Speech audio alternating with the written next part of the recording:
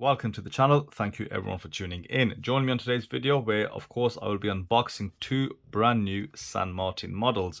These watches were sent in to me hopefully to be reviewed before the 11/11 sale. So hopefully I can catch up with the reviews in time for the 11/11 sale. But let's have a look at what watches I've got from San Martin. So the first one, what will this be?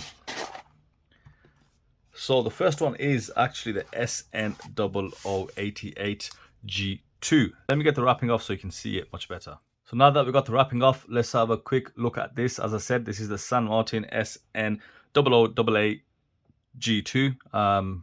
Crazy model number, but anyway, so we know what watch is homaging clearly. And I'm not too sure if San Martin did an homage to this already. I know they've done the vintage version to this. And this only comes in one color variant, which is the one that you see. It's like a dark green, and you don't have any other colors at the moment. So full stainless steel construction. It uses the Epson YN55 movement as they do in a lot of their watches to date. You've got a curved bezel insert. I believe it's ceramic. You've got a sapphire crystal, screw down crown, screw down case back, 200 meters of water resistance. Of course, a solid ending bracelet, solid bracelet with screw-in links, the usual San Martin clasp. Quite a weighty watch. It's got your hallmarks or finishing patterns from San Martin. That very fine brushing, the very detailed bracelet. How does a bracelet feel? Okay. It's not as edgy as some of the others, a bit better finished, but those center links are quite, yeah, they were quite edgy there. A bit unfinished, I'd say, slightly. Okay, but the bracelet is nice. It's quite thick as well. And yeah, a lot of weight. So let's see what this measures at.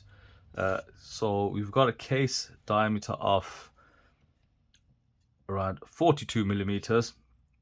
Minus of course the crown guards. Let's include that for reference then. So including the crown is 46.5, and you've got a thickness of just under 13 millimeters, a lug to lug of 47.8 millimeters, and the links are not female, but they do slope down quite a bit, so those included 53.5. 20 mil lug width. Let's just confirm that. Yes, that's correct. And the overall weight is 166 grams. So it feels like a very well built watch. Solid, of course, you know, being San Martin. You've got these gorgeous finely cut hands. Yeah, great dial. Look at that detail present on the dial. I wish they'd done a few more colors to give us a bit more variety. I don't know why they haven't, but you know, with this particular model, there's loads of watches, you know, that are like this. I've actually done a very popular video on this. I compared the best No Time to Die homages on AliExpress at the time, and I compared the Phi Leader versus the Pagani design versus the Heimdallr. So I wonder how this kind of fits into all that, because that Phi Leader for me was the clear winner. It was so well made, actually scary. So they've got some, okay, they've got some reverse finishing going on here. If you look at the twisted lugs, usually you'll find that actually twisted part on the inside to be polished and the outer side to be brushed, but they've reversed it on this one. So let's see how that looks, you know, on the rest of the watch when we go into it into a lot more detail. So yeah, definitely very interesting, but a lot of weight, a lot of presence, you know, being a 42 mil as well. So okay, let's put this away and let's see the next one that we have. So the next one we are going to be unboxing, it is the SN0026GC. Let me get the wrapping off. So this you might recognize because they've done this model before. I think it was the SN0026, but this is the GMT version. You've got two different dial color options. You've got the sunray blue that you see, and you've also got a salmon. And the price of this watch is 334. So it's very expensive. And I can already hear the voices saying too expensive for AliExpress, too expensive for this, that. But you know, people still buy them. You know, people do still tend to purchase San Martins at its price. But my job is to basically review it and see, you know, if the cost is justified. From what I can see, you know what, it is a bit overpriced. The hands out 6460 movement is not that expensive, but you don't know how far San Martin had to go in order to fit that in, what modifications they needed to make. Did they need to make, I don't know, a new case, new handset, etc. You know, and all that kind of comes into it. Now, you know, in terms of design originality, I differed with a lot of people. In the review, I said this was a cross between, was it a Tag Monza and then the 50 fathoms. The reason I said that, look at the dial, right? The markings, the numerals, that is classical 50 fathoms, and the case shape. But you know, that aside, I don't think it's an issue. One of the main observations I had from the previous model is I felt that was such a well-made watch. Of course, it is a very unique case. Even if it's a hybrid homage, I suppose there's originality in it. You know, and I really like the case. It really grew on me as well. I don't have anything like this in my current collection. So they've made an upgrade to this with the GMT movement. They've gone with a Hangzhou 6460 movement, and I've had a fair bit of experience with that because I have reviewed a few watches that contain that movement. Yeah, so the movement's okay. And they've also upgraded the bracelet. Now, the previous bracelet on this watch was absolutely amazing. It was one of the best finished bracelets, and the fact that they've gone for a totally new one, I suppose they wanted to make a few other upgrades, I suppose. But this bracelet looks good. H-links, finished extremely well. And when we go into the bracelets, this is what I'm always talking about. You see this edge here, this beveled edge, polished.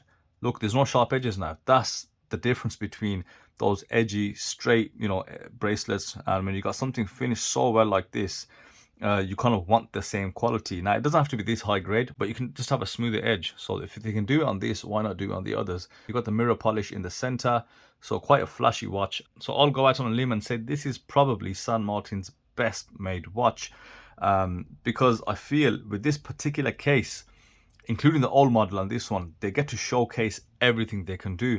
But just the amount of different finishing going on in this case, if you just quickly look at the lugs, the shape of the lugs, all the facets, the brushing, the polishing, the different grades of brushing, the different directions of brushing as well. Moving on to the bracelet, of course, they really are showcasing all they can do. And looking at the dial design, the technicality, you know, behind using the GMT movement, getting parts to fit, the hex logo applied on this. Yeah, they're just doing so much, and this is where I think San Martin really shines. So I will be very excited to kind of review this watch. So dimensions, let's have a look. We do have just under 40 millimeters, so 39.5. Thickness is just under 12 mil. Lug to lug is sitting at 47 millimeters, but you don't have, oh yes you do, you've got partial female links, because that link is clearly separate, but it doesn't go beyond that. But you know, it's quite sloped as well, and it really doesn't have much of an impact. But overall, just to give you the numbers, it's just around 50 millimeters with quite a steep slope, so it should still fit on the wrist quite well. You've got 20 mil lug width. Yep, and then the taper on the bracelet is down to just 18 millimeters. You've got a butterfly clasp. You know, it is a very solid, well-made butterfly clasp. No further branding here, which is a bit of a shame. I think a few people would complain about that. Would have been nice just to put, I don't know, something on top, I suppose, if they could. And let's check the weight. So the weight is 164 grams, just as weighty as the one that we just previously unboxed. So yeah, there's a lot of steel on show, that's why. So yeah, good presence. So I like what I see so far, and I definitely think it's the best made watch. It's such a refreshing change. It's a lot different from what they used to do. If you guys remember, San Martin back in the day only did Seiko diver homages, and then they started branching out. For them to bring out something like this, very different, and it kind of tells me what San Martin is all about, giving you just amazingly well finished watches. So let's see how it fares anyway in the review.